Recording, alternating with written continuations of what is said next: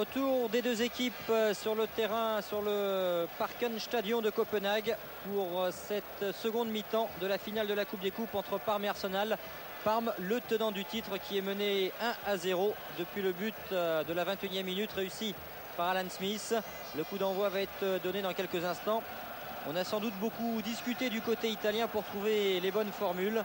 On a vu notamment Zola et Asprilla parler depuis maintenant une bonne minute dans ce rond central où ils vont donner le coup d'envoi à la roche. Il n'y a plus d'autre solution maintenant pour Parme que d'attaquer sans se précipiter, c'est vrai, pour s'exposer au contre. Oui. Donc difficile à gérer tout ça. Oui, surtout face à des Anglais difficiles à jouer, bien organisés. Il faut absolument attaquer, qui retrouvent leur football qu'ils avaient les 20 premières minutes, qu'ils ont perdu après par la suite.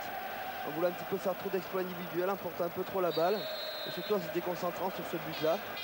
Donc j'espère qu'on va assister une deuxième mi-temps un peu plus, pas stressante, mais un peu plus excitante que la première. Gianfranco Zola qui va tenter bien sûr de réveiller cette équipe parmesane avec Asprilla. Asprilla qui se bat, mais Asprilla a contré 2 fois de suite pour une touche. On a déjà vu la position de Benarivo qui est déjà un peu plus haute. Il va essayer d'apporter le soutien devant. Il aura manqué un petit peu en première mi-temps. Sidi Chiara a tenté quand même plusieurs fois de passer sur son côté gauche. C'est vrai que Benarivo est resté plus en retrait. Et voici Sidi Chiara qui vient de récupérer justement. Il peut jouer avec Zola. C'est l'un des côtés forts habituellement de cette équipe de Parme qui est en train de perdre sa couronne. Alors il faut se battre. Brolin en retrait pour Sensini. Pin qui écarte pour Di Chiara. Chiara qui veut repiquer, c'est bien fait. C'est avec Massimo Crippa qui peut frapper. Frappe complètement écrasée. Il y avait déjà Brolin hors-jeu derrière en situation de hors-jeu. De toute façon, les statistiques pour la mi-temps étaient assez révélatrices. C'est vrai que Parme a eu la maîtrise du jeu pour 54%, 46 simplement pour Arsenal. 29 minutes de jeu, ça c'est énorme. Pratiquement pas eu d'arrêt de jeu, même si l'arbitre tchèque Václav Prandtl a trouvé lui sur son chrono 7 minutes. Et puis surtout on a vu 2 actions, 2 tirs au but en tous les cas pour Arsenal et un but. Ça c'est maximum de réussite, 50%. Presque le maximum, et à ce niveau-là ça fait pour l'instant la différence. Campbell qui a manqué le ballon, qui n'a pas tout raté. Coup bas. Il pourrait s'excuser quand même. Et il prend surtout un carton jaune, le 3e de cette partie. On va revoir Campbell qui manque le ballon et qui descend Di Chiara. Di Chiara de l'autre côté là-bas qui s'est fait toucher. Carton jaune en tous les cas pour Kevin Campbell. Je trouve que l'arbitre sort facilement les cartons. C'est vraiment pas amplement mérité. Asprilla en relais avec Brolin, c'est bien fait. Brolin qui a voulu envelopper cette balle. Il a vu Sylvain avancer. Geste très difficile à réaliser. C'est pas impossible vu le talent de ce joueur.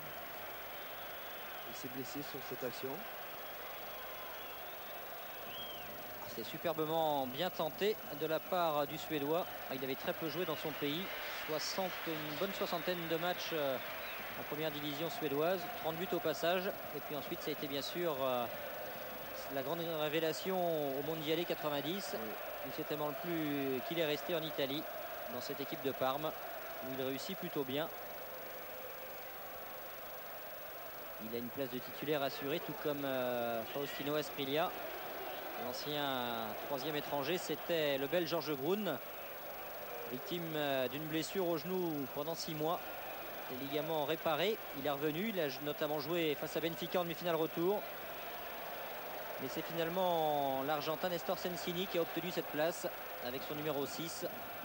Groen d'ailleurs qui retournera en Belgique à Anderlecht la saison prochaine. Club avec lequel il a déjà participé à 3 finales de Coupe d'Europe. C'est déjà pas mal. Difficile, oui, surtout très difficile de s'imposer en Italie, vu la masse de joueurs de talent qu'il y a. Et c'est vrai que ça doit être une très très belle expérience. Mané retourne chez lui, au pays. Il a sûrement beaucoup plus de confiance. Il est revenu, Paul Van Nist devrait l'emmener à la Coupe du Monde. Voilà, il faut écarter le jeu. Avec un centre qui peut dévier de la main ou de l'épaule. L'épaule par Dixon. Dans la foulée. Et on commence à s'invectiver dans la défense anglaise.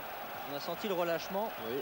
Le dispositif nouveau imposé, c'est vrai, par Parme, avec Zolla au corner. Les supporters parmesans sont derrière le but, peuvent pousser, peuvent aider leur équipe. Loin devant, Siman d'une petite claquette. Très très bien tiré.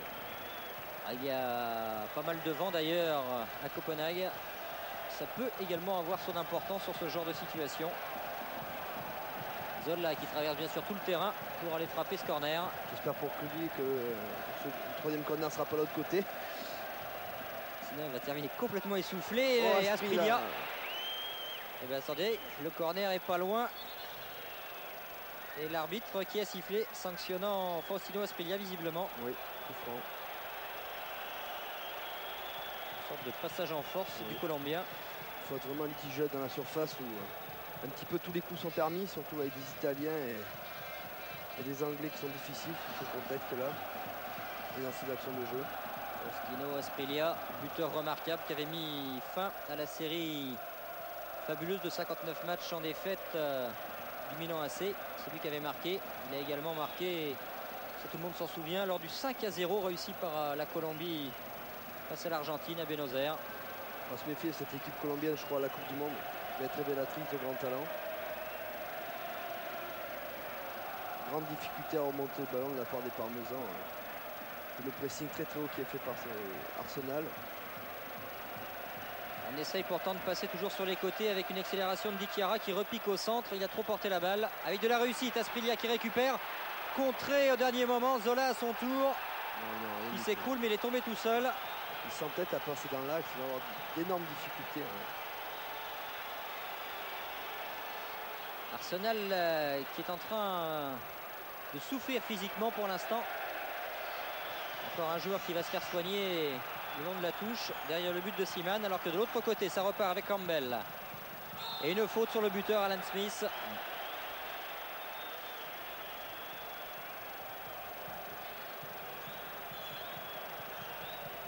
On est venu chercher Smith très haut. Faute très nette. Le voici, Alan Smith. 31 ans, il ne va pas s'énerver. Et là, on commence sérieusement à pousser du côté italien avec Antonio Benarivo. Et le voici, le joueur dont on vous parlait tout à l'heure, qui se faisait soigner. Il n'a même pas eu le courage de sortir. C'est Lee Dixon, l'ami de 30 ans de David Ginola. Oui. C'est vrai qu'ils ont eu quelques mots, mais ils ont vraiment reconnu à la fin que c'était vraiment un grand joueur.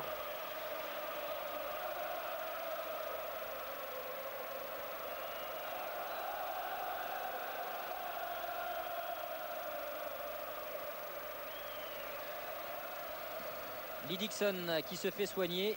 Les Italiens qui réclament à ce qu'on accélère, bien sûr, et qui sont là pour veiller à ce que l'on soigne le plus rapidement Dixon. Il a pris une béquille au passage. George Graham qui se dit qu'il va peut-être apporter cette Coupe des Coupes à l'équipe londonienne d'Arsenal. L'ambiance qui est en train de monter, Alain. Ça avait été superbe pour vous au niveau de l'ambiance à Highbury. C'est vrai. Mais là, c'est pas mal non plus. C'est un exemple pour tous les clubs, que ce soit français ou même étrangers. Ces chants anglais sont vraiment fabuleux. Ils nous mettent des frissons et surtout nous mettent la pression. Je crois que c'était la base de tout. Et un carton. Décidément, Václav Frankel déterminé. La main est. Carton pour anti-jeu. Ça fait 2 cartons partout pour Arsenal. Maintenant avec Sillet qui vient de rejoindre Campbell. Attention en profondeur. Il faut dire également que les meilleurs arbitres ne sont pas au rendez-vous de ces finales. Interdiction d'arbitrer quand il y a une Coupe du Monde juste derrière. Les meilleurs qui sont déjà sélectionnés n'ont pas le droit d'officier. C'est pas le numéro au jeu, c'est vrai. Asprilla qui a passé à Zola pour encore un superbe geste de la part du meneur de jeu parmesan. Brolin qui a voulu renverser. avec Kripa qui monte de plus en plus haut. On repasse par derrière avec Bucci, puis Sensini. Asprilla, mais il se retrouve à chaque fois dos au but. Il ne faut pas du tout, surtout comme dans le jeu anglais, de balancer les ballons. Je crois que ça sera à leur détriment. Le ton a changé dans cette seconde période. Il y a bien sûr le stress qui monte, Arsenal qui mène. Parme qui est en train de céder sa coupe. Winterburn qui a joué avec Merson. Paul Merson qui redonne à Winterburn, centre du pied gauche, ce sera derrière le but. L'arbitre a sifflé très vite, mais le juge de touche avait signalé que sa balle était déjà sortie. Winterburn, la cheville pour l'instant tient. C'est vrai aussi qu'il passe peut-être au-delà de la douleur. Mais là, je crois que pour des finales comme ça, on veut tellement peu la rater. Comme moi j'ai fait l'effort pour jouer à Arsenal, avec des gros problèmes de genoux, donc on est tellement motivé qu'on passe au-dessus de la douleur, mais sinon par moment c'est difficile. Vous nous l'avez encore dit durant la mi-temps, ça doit être tellement super de jouer une finale de Coupe d'Europe et de la gagner. Quel désir. Surtout après avoir raté 4 demi-finales.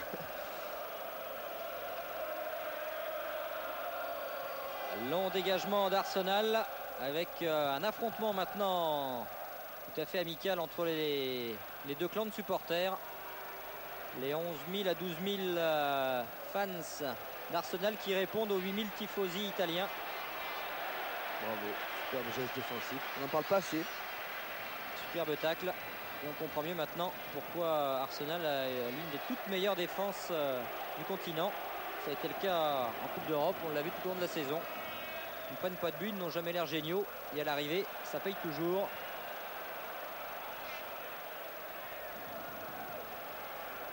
Attention de ne pas abuser des raids solitaires. Lorenzo Minotti, le capitaine, qui a remis derrière à Sensini. Il faut provoquer. Benarivo, et on voit les grands défenseurs italiens essayer de monter. Tous les joueurs d'Arsenal, tous dans leur camp. C'est notamment Gabriele Pin qui se retrouve en position de libéraux maintenant. On laisse Minotti dans l'entrejeu. Kripa avec Di Chiara, pardon. Apolloni qui renverse complètement pour Pin justement. Encore bien fait de la part de Pin. Bel enchaînement. Cartier de l'autre côté. Et Minotti qui repart dans l'axe pour frapper n'importe comment. Perte de lucidité à l'approche du but de Siman. Oui, c'est vrai, oui.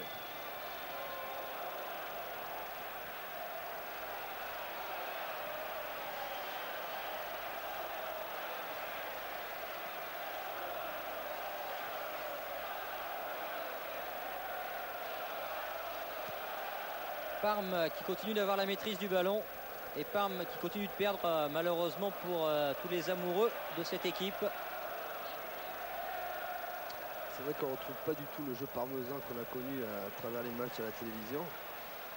Il faut dire que l'équipe d'en face est tellement bien organisée qu'ils ont vraiment du mal à développer leur jeu.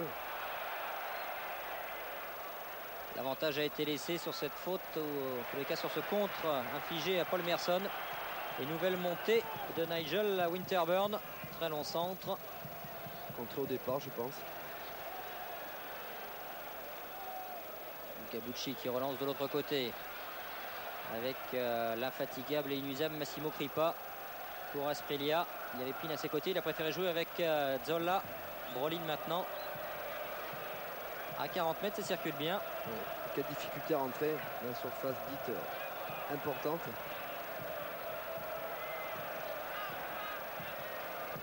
On repart derrière avec Sensini. Di Chiara. C'était même Minotti qui était venu se mêler au jeu. Il est reparti en position d'avant-centre. Alors on va peut-être le chercher pour cette balle. Mais c'est finalement Asprilla, une nouvelle fois sanctionné, pris au piège du hors-jeu. Ça lui arrivait souvent dans cette partie. Ouais, c'est vraiment joué à merveille. On va le revoir. n'y en avait pas qu'un. Il n'y avait pas qu'un, il y avait même dans l'axe Massimo Crippa. Et sans doute même le capitaine Lorenzo Minotti, qui est en train d'abandonner son poste défensif pour venir prêter tête forte aux attaquants parmesans qui ne trouvent pas la solution. Antonio Benarivo change pour son compère arrière d'aile Di Chiara. Di Chiara qui doit pousser, faire l'effort en appui avec Crippa. Zola loin devant pour Brolin, remise de la tête mal ajustée.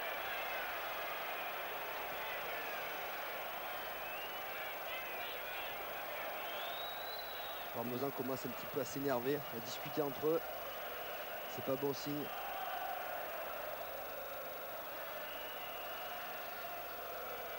Siman le plus loin possible. Attention à Campbell. Et finalement, Minotti était revenu. C'était pas terminé pour les Anglais. Les Italiens réclamaient eux une position de hors-jeu. Bien contrôlé de la part de Moreau. Avec Dixon. Dixon qui ne bénéficie pas de la touche.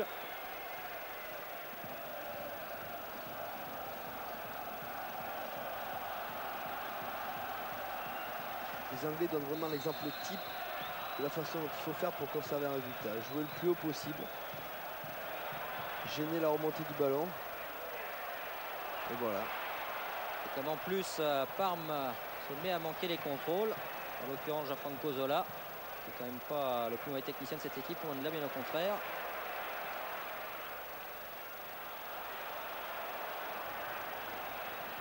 Une sorte de catenaccio anglais qui est en train de bien fonctionner. Ils ont ouvert la marque dès la 20e minute et depuis Parme est coincé.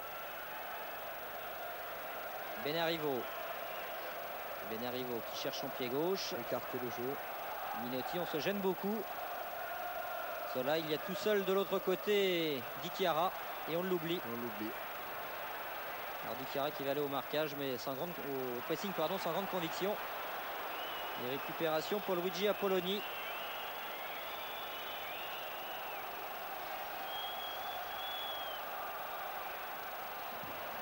Zola qui perd encore une fois le ballon. Contre difficile. Quelle volonté de la part de Dixon pour récupérer le ballon.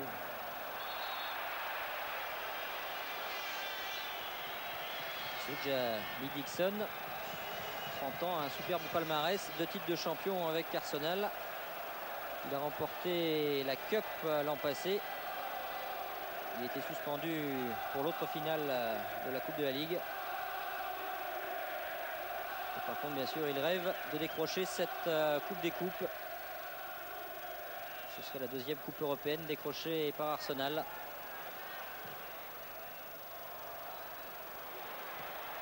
Campbell qui a essayé de partir sur le côté, il a été contré. Il faut aller très vite maintenant. Et comme la défense anglaise reste vigilante, en l'occurrence avec Steve Bould qui était sorti de l'axe pour venir couper la trajectoire d'Asprilla. Lorenzo Minotti qui touche énormément de ballons. Minotti à nouveau. Et pas de solution, si ce n'est Massimo Crippa. Voilà. Zola qui connaît un mauvais passage en ce moment. Il est malheureux dans ses choix. Il s'enferme vraiment dans l'axe. Je crois que c'est pas la bonne solution. Winterburn avec Paul Merson. Ça c'est bien sauvé quand même par Minotti, sinon il pouvait y avoir danger. Merson en demi-teinte ce soir. Superbe geste d'Asprilla. Somptueux ce que vient de réussir Faustino Asprilla. Il est bien seul aux avant-postes. Pas beaucoup de soutien. Il y en avait passé un deuxième et puis le troisième anglais est revenu. Une grande vivacité de la part des Britanniques qui repartent de l'autre côté avec les Dixon. Pourquoi pas chercher le chaos. Campbell en relais avec Paul Davis maintenant.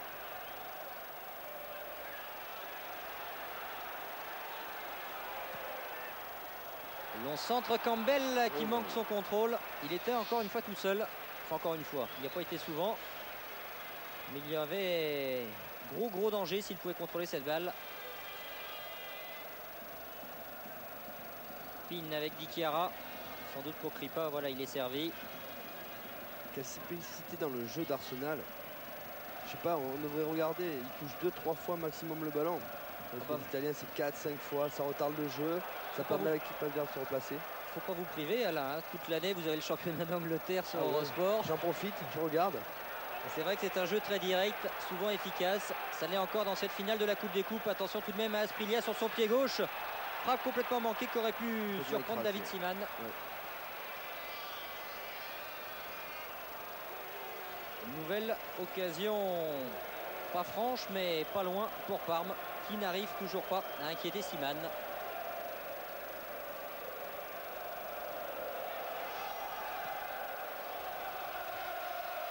Nevio Scala qui n'a eu que des satisfactions avec cette équipe parmesane depuis qu'il l'a pris en main.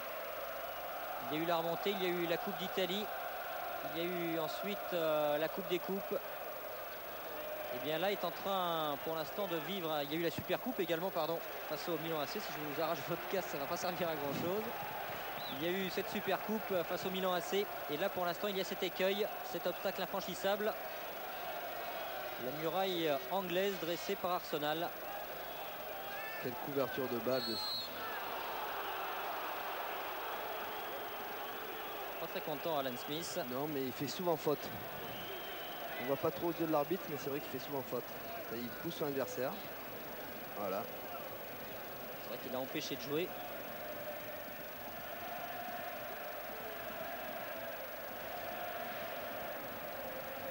Il y a un tel travail entre attaquants et défenseurs avant même de songer à jouer le ballon. Bien sûr. Écarté, voilà, c'est ça. Ça s'est bien fait pour Di Chiara. Le centre est pas mal non plus. Zola qui attendait la reprise de volée. Peut-être Asprilla maintenant. Il s'enferme tout seul, il avait du soutien derrière. Et il cherchait le coup franc. Campbell a calmé le jeu avec Davis. Ça c'est encore très bien fait de la part des Anglais. Physiquement, les Italiens qui ont du mal à se mettre d'accord pour faire le pressing. Attention à Smith à nouveau, qui est venu s'appuyer, qui va vite se replacer devant. Toujours une solution. Paul Davis, le plus ancien de cette équipe, pratiquement, il est là depuis 1980, même s'il n'a pas toujours joué. Brolin à l'interception. Il y a grandes enjambées. Asprilla qui va sauver la touche. Voilà, c'est fait. Zola est parti se placer au centre. Et l'anguille colombienne qui a mal joué le coup. Je crois qu'il aurait dû provoquer un petit peu le défenseur.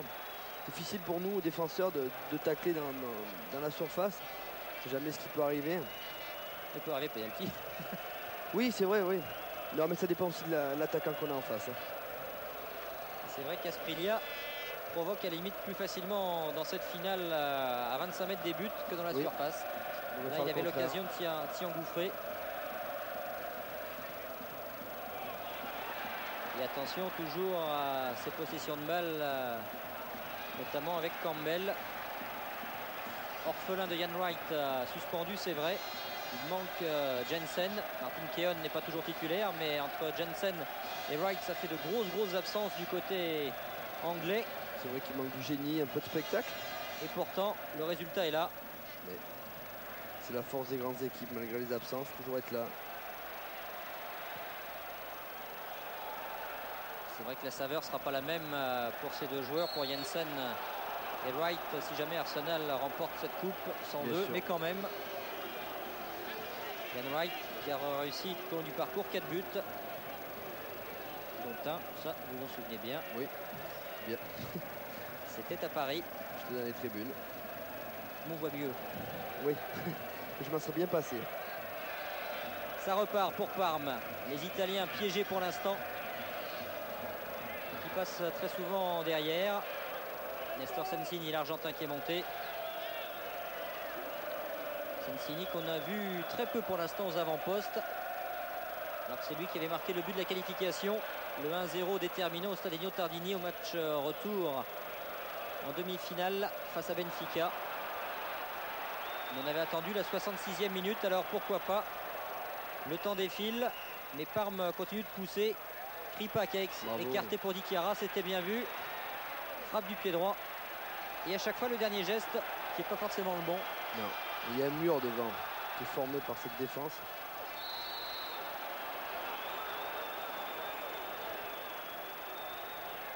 Benarivo qui cherche une solution, n'en trouve pas, alors il part tout seul. Bien arrivé, Gianfranco Zola qui perd la balle.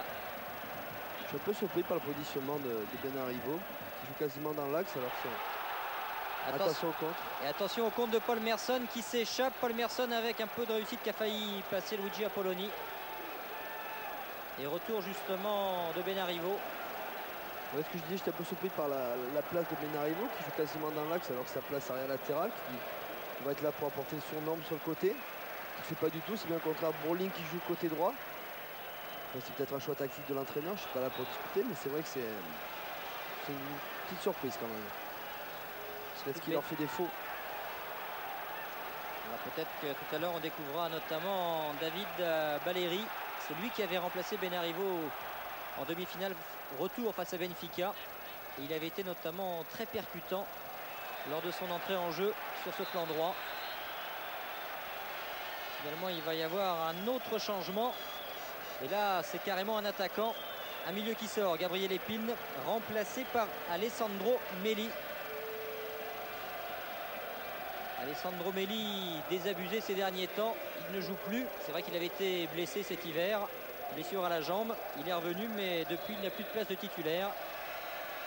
Il y a Alessandro Melli qui en a un petit peu marre d'être sur le banc et qui a exprimé son souhait de partir. Et on parle d'un éventuel départ justement en direction de l'Inter, très intéressé. L'Inter ils pourront peut-être pas prendre non plus Ginola, Melli, tout le monde. Il faudra faire des choix. Melli peut-être, il est italien. C'est vrai que si David doit partir, il doit partir dans un club où il n'y a pas trop d'étrangers, où la concurrence n'est pas trop rude. Toujours difficile de s'imposer là-bas. Le président Callisto Tanzi, président de Parme, demande beaucoup d'argent pour Melli. Mais volonté offensive maintenant pour Parme qui doit à tout prix réagir. Lee Dixon qui repousse le jeu le plus loin possible. Campbell qui n'a pas franchement réussi à se retourner. Melli qui n'a pas encore touché son premier ballon. Et une position de hors-jeu.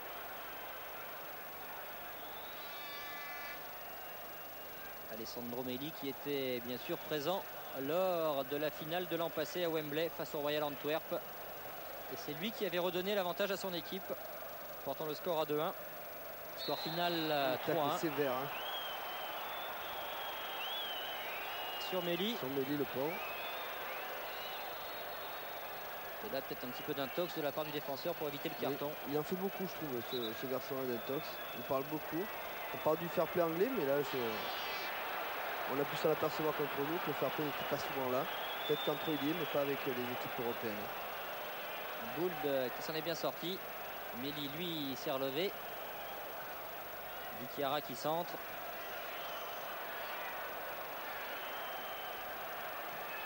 Tout le monde défend du côté anglais. Melli quand même en position écartée, un petit peu excentré, qui n'a pu redresser suffisamment la balle.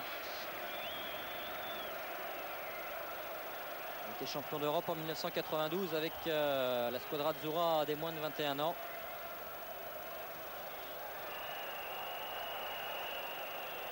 Et Siman qui gagne à chaque fois les quelques mètres nécessaires pour repousser le danger le plus loin possible. Bien libre de ses mouvements, vu que l'équipe de Parme quand même est menée au score. Il le laisse dégager loin. On voit les difficultés qu'ils ont à remonter la balle. Si en plus il le laisse dégager à près de 70 mètres, la tâche devient plus rude. Smith, le seul buteur pour l'instant de cette finale, qui vient encore d'être sanctionné sur un hors-jeu.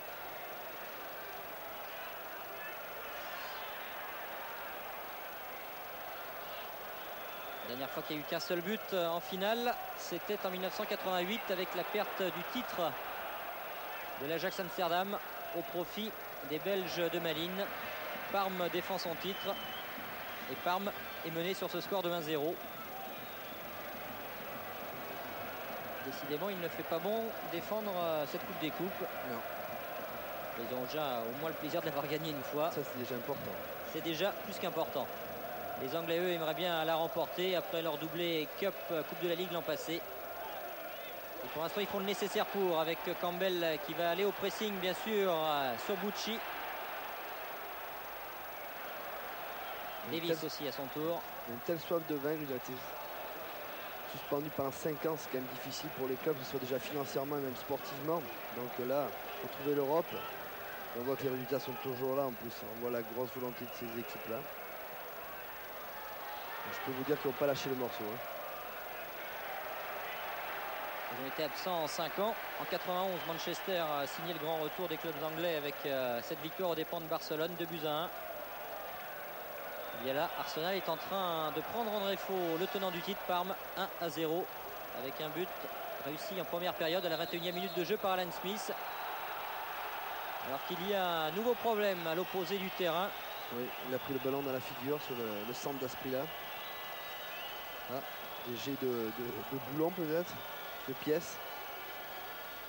Il y a beaucoup de choses là du côté des tifosi. Et là, il ne va pas prendre que le ballon. On va le revoir en tous les cas. Asprilla devant Winterburn. Winterburn effectivement touché. Et David Seaman, lui, se protège en attendant que son arrière gauche reprenne ses esprits.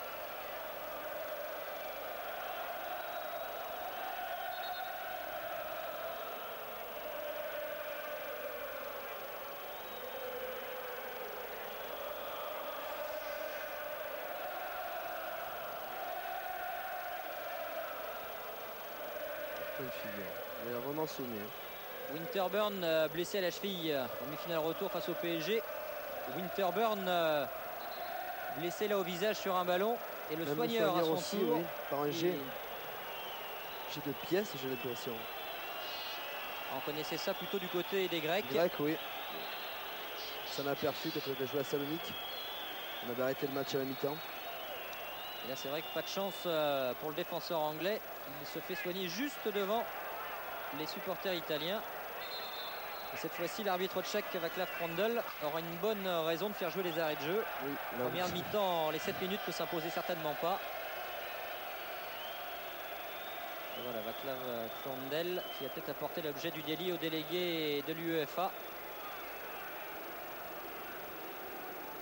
Nigel Winterburn, lui, se fait soigner pendant ce temps-là. Il va faire jouer un entre-deux.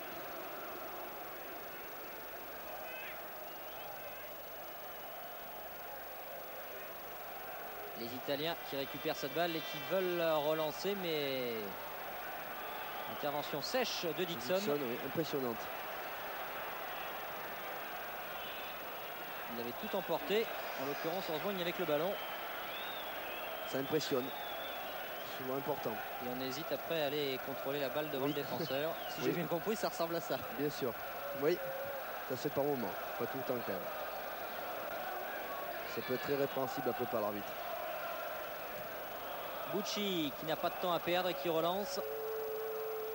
Mais à chaque fois, c'est sans grande originalité maintenant du côté parmesan. Alors que le speaker du stade réclame un petit peu plus de tenue de la part des supporters. Campbell, lui, s'en moque. Il va jouer loin devant avec Alan Smith qui est passé. En retrait pour Merson. En relais. Et Campbell qui va aller gêner Bucci. Non, finalement, il lui laisse tranquille. On repart sur le flanc gauche avec Lorenzo Minotti. Winterburn, lui, est revenu sur la pelouse. Encore un petit peu sonné sur ce centre d'Asprilla. Une frappe écrasée à nouveau d'Alessandro Melli. Aucune frappe très propre pour le moment. Aucune. Tout écrasé. Je sais pas si c'est de terrain au ballon. Peut-être à la précipitation.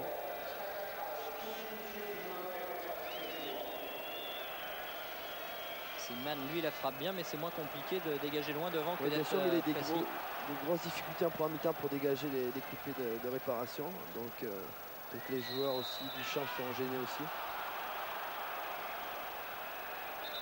Paul Davis, petite explication. Verbal. Il faut que cette finale reste correcte. Ça a été le cas jusqu'à présent. Massimo Crippa contré par Paul Davis. Heureusement, Zola peut récupérer. Et mésentente. C'est Zola qui va chercher cette balle en touche. Avant la rencontre, Gianfranco Zola, lors de la dernière conférence de presse, racontait que pour lui ça pourrait être une année fabuleuse de remporter cette Coupe des Coupes et d'ensuite de faire un superbe voyage à New York notamment pour la prochaine Coupe du Monde aux États-Unis, espérant bien convaincre Arrigo Sacchi d'une place de titulaire, même pourquoi pas être aligné en même temps que Roberto Baggio, le Turinois. C'est tout à fait possible. Mais là, ils ont une telle conception défensive que n'importe quel joueur peut revenir pour défendre. Donc que ce soit Zola ou les deux en même temps, Baggio et Zola jouer, je pense que ça pose aucun problème. C'est vrai que Sacchi n'a pas encore pris le risque de les faire vraiment jouer ensemble. Évident qu'ils prennent cette option à la Coupe du Monde. Zola sera logiquement tout de même du voyage. Le voici Zola à nouveau. Toujours aussi remuant. Et il cherchait Benarivo qui était monté. Sensini qui va faire cette touche très rapidement. Massimo Crippa. 10 minutes de jeu. Les 10 dernières minutes pour Parme pour revenir au score. Auquel cas ce serait la prolongation. Sinon, la Coupe des Coupes quittera l'Italie à destination de l'Angleterre, de Londres. Ça c'est bien fait. Apolloni de la tête. Beaucoup trop de raids individuels de la part des Italiens. Dans l'axe, encore une fois, Asprilla. C'est pas mal joué cette fois-ci, mais le contrôle était un petit peu long de la cuisse.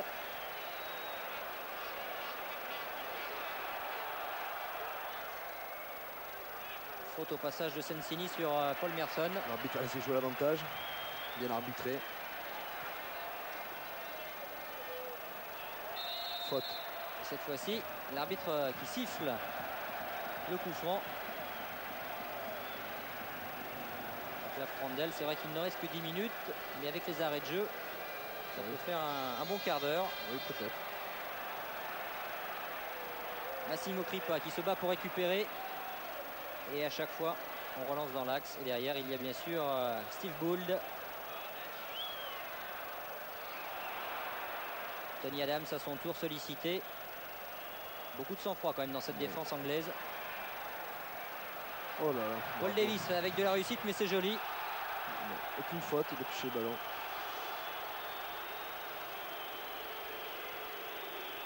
Paul Davis qui reste au sol.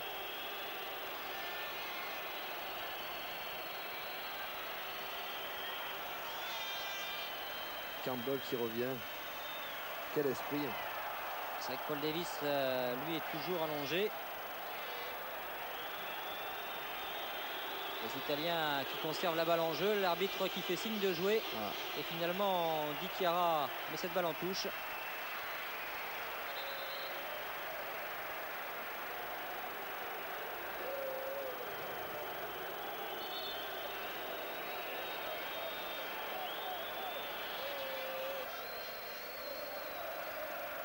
Le temps réglementaire est terminé. Parme est toujours mené 1-0.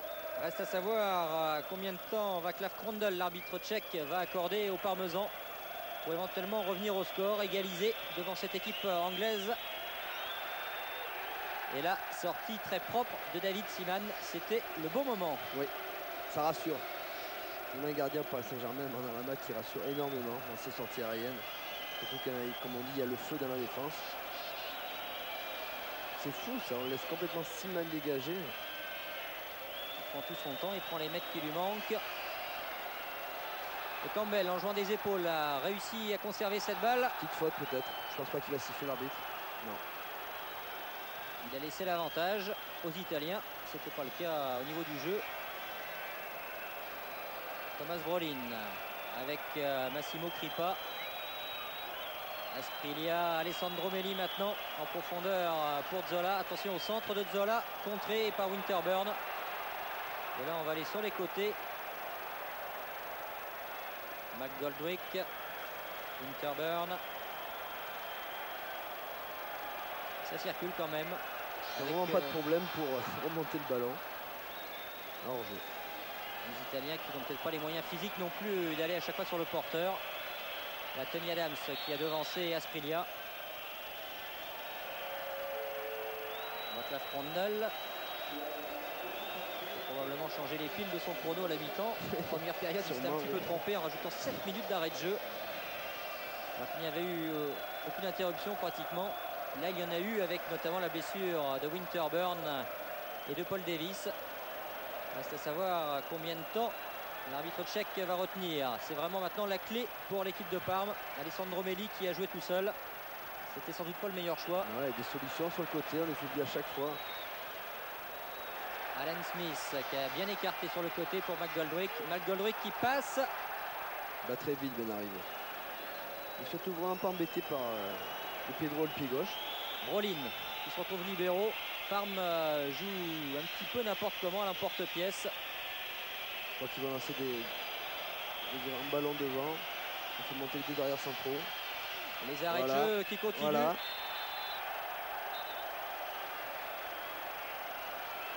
Trois minutes maintenant d'arrêt de jeu.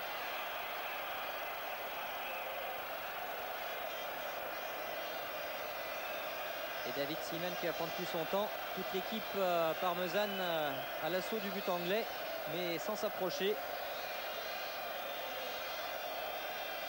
La caméra qui bien sûr ne quitte plus Václav Krondel.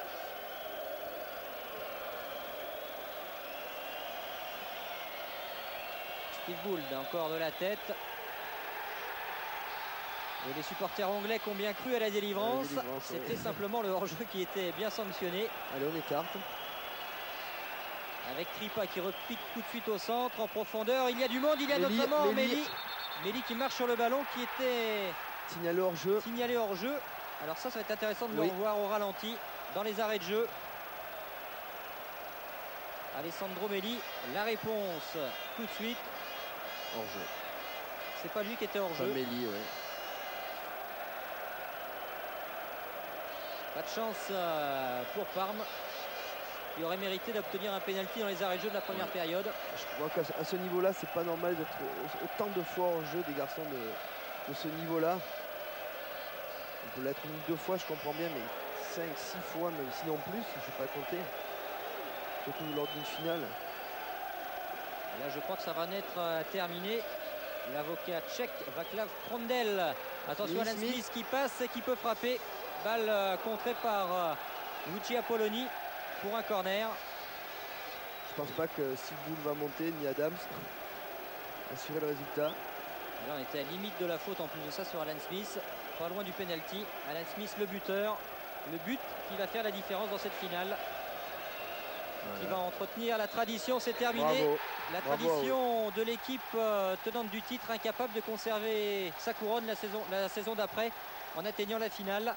Après la Fiorentina, après le Milan AC, après Anderlecht et après l'Ajax, Parme cède à son tour lors de sa seconde finale consécutive, laissant ainsi l'équipe d'Arsenal remporter 1-0 cette Coupe des Coupes édition 1993-1994 grâce à un but, un seul, celui réussi dès la 21e minute de jeu par Alan Smith dans ce stade de Copenhague.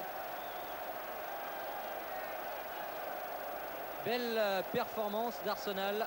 Dommage pour Parme qui n'aura vraiment pas joué à la hauteur de son talent. Parme qui s'est sans doute fait piéger par ce but réussi très tôt dans le match. 21 minutes. Et la joie superbe de Ian Wright. Le grand absent avec un autre grand absent, le Danois John Jensen, qui lui était blessé. Vous voyez, il boite. Venant fêter quand même la victoire d'Arsenal, la seconde Coupe d'Europe remportée par le club anglais. C'est la Coupe des Coupes, 1-0 aux dépens de Parme.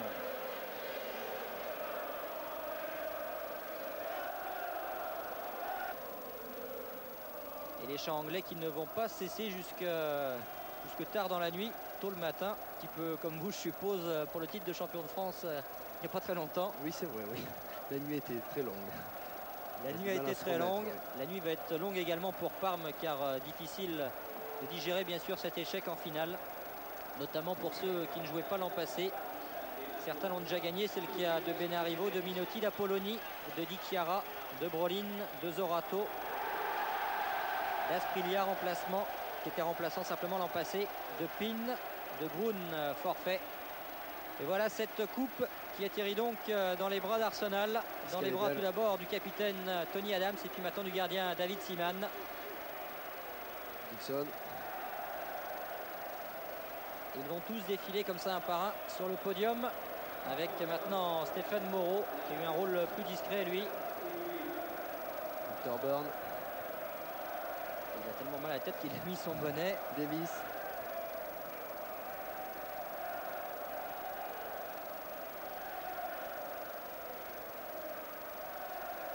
La coupe qui continue de passer avec Siley, Meyerson, il y aura tout le monde. Sûrement Wright aussi.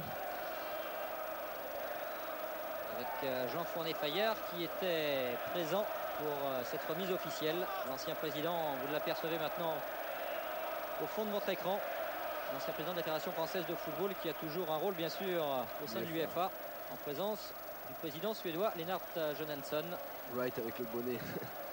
Ils ont tous le bonnet. Et Ian Wright, les deux grands absents, Martin Keown, John Jensen devant son public. On va voir l'ovation de Wright aussi. Le champion d'Europe danois en 92 avec l'équipe nationale. Et Ian Wright.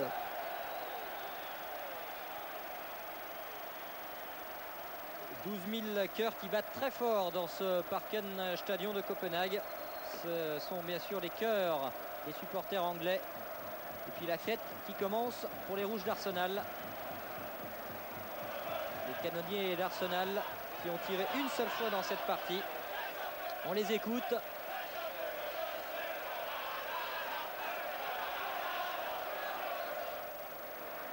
De l'autre côté, la déception avec en premier lieu bien sûr Gianfranco Zola. Toutes les délégations qui passent. Beaucoup de déception notamment pour ceux qui n'ont pas joué, mais également pour Faustino Asprilla, le Colombien. Meilleure constellation que la médaille. Le gardien Luca Bucci.